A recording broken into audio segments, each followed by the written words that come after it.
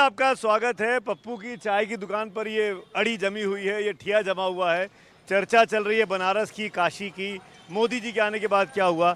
एक बड़ी खास बात है यहाँ पर, वो ये कि ये इलाका बीजेपी का गढ़ रहा। बीजेपी के तमाम नेता यहाँ से सांसद बने, लेकिन जो काम नरेंद्र मोदी के आने के बाद यहाँ पर हुआ है, वो मिसाल देती है स्थानीय जनता नहीं थकती है कि उनके आने के बाद, क्योंकि अब वो सिर्फ सांसद नहीं चुन रहे हैं, वो देश का प्राइम मिनिस्टर भी ये कॉन्स्टिट्यूंसी चुन रही है। मेरे साथ कौशल किशोर जी हैं। एक चीज़ जानना चाहूँगा मैं आपसे, कोविड को लेके बड़ा हंगामा होता है, विपक्ष भी बहुत हंगामा करता है। आप तो बनारस के आदमी हैं, क्या देखा था? क्या बनारस में कोविड व्यवस्था थी?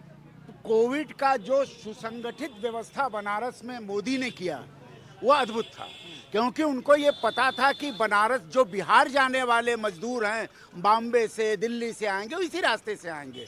तो यहाँ अपने कार्यकर्ताओं को उन्होंने सीधे निर्देश दिया था कि उनका उत्साह वर्धन करो, पानी की कमी ना हो, भोजन की कमी ना हो। मेरी काशी में कोई अन्न के बिना भूखों मरना नहीं चाहिए, ये उनका स्पष्ट नहीं था। और मुझे गर्व है, काशी वासियों को गर्व है कि कम से कम कोरोना काल में इतने मजदूर आए, हजारों लोग आए, भूख से कोई नहीं मरा। और हर बनारसी का परिवार अपने भूखे रह जाता था लेकिन उनकी सेवा करता था। तो एक बात बताइए किशोर जी, इस बार कहा जा रहा है कि मार्जिन 10 लाख का हो जाएगा जीत का, क्या क्या कह रहे हैं? 10 लाख का मार्जिन नहीं, 10 लाख वोट। देखिए 2014 10 लाख वोट मोदी जी को पड़ेंगे। जैसे 2014 में मोदी जी नए थे और उसमें बहुत हाई फाई था, सब कुछ चल रहा था, तभी परसेंटेज का वोट कितना पड़ा? 57 से 58%। 2019 में मोदी जी को सब जान गए थे, तब कितना वोट पड़ा? 56 टू 56 टू 57%।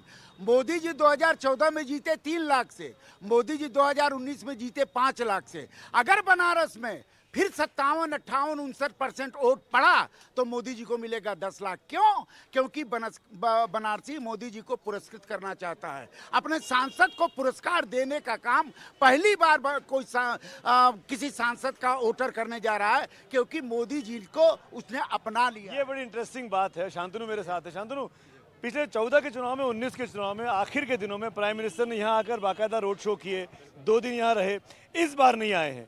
आज कैंपेनिंग खत्म हो रही है, इसको आप कैसे देखते हैं? कॉन्फिडेंस है? देखिए, कॉन्फिडेंस भी है और मेरे ख्याल से पहला भारत का प्रधानमंत्री होगा जो अपनी कॉन्स्टिट्यूंसी में पिछले 10 साल में 44 बार आ चुका है। हम देखिए 56 बार, देखिए हम एनालिस्ट से ज़्यादा तो बनारसी को पता है, 56 इंच का सीना और 56 बार आ चुके हैं।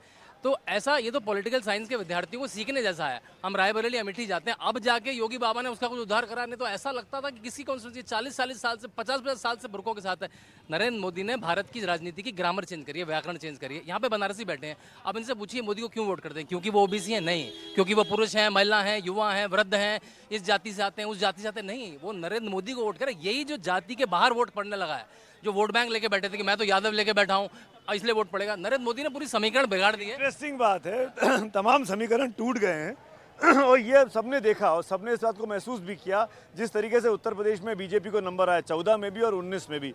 अब क्या होगा 24 में? वो तो 1 तारीख को वोट पड़ जाएगा और 4 तारीख को गिनती हो जाएगी।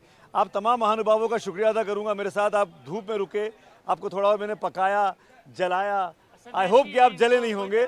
आप ये जो हमारी धरती है, ये साधु महात्मा ऋषियों की धरती है और काशी मोदी जी को ऋषि तुल्य मानता है, इसलिए बनारस के एक लोग होते हैं। मोदी जी के लिए जलने में सुख का अनुभव, जलना नहीं। वक्त की कमी है, वक्त की कमी है। शुक्रिया, thank you so much, thank you so much watching this.